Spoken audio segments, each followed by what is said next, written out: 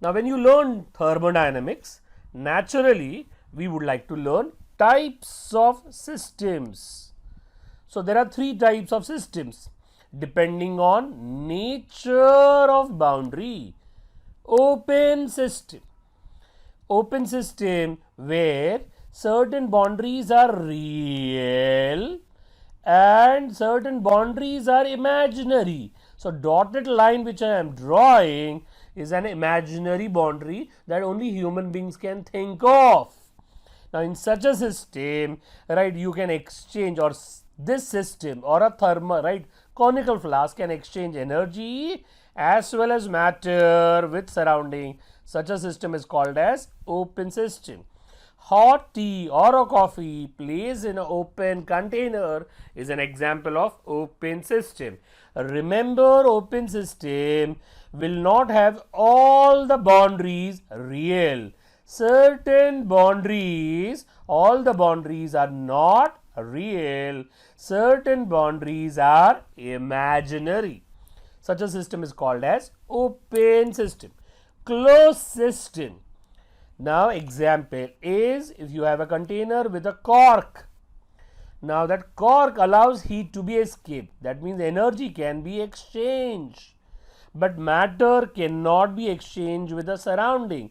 Such a system is called as closed system. So, hot tea or a coffee placed in a closed vessel is an example of a closed system. Remember, here all the boundaries involved will be real.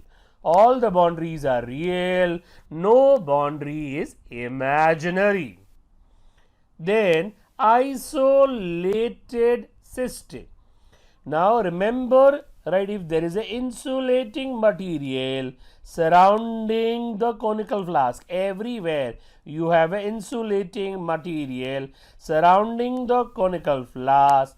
Now, because of that, it is closed, so it cannot exchange matter. It is surrounded by insulating material, so cannot exchange energy or heat, to be very correct. It cannot exchange heat. Such a system is called as isolated system. Example for us, hot tea placed in thermos flask. It cannot exchange heat, it cannot exchange matter. So, when you say about isolated system, right, matter and energy both cannot be exchanged. When you talk about closed system, matter cannot be exchanged, but energy can be exchanged. Open system can exchange energy as well as matter. A simplistic diagram that we can think of isolated system is there is an insulating material, so it is not allowing exchange of heat. Now, remember here, in isolated system all boundaries are real and all boundaries are real and insulated.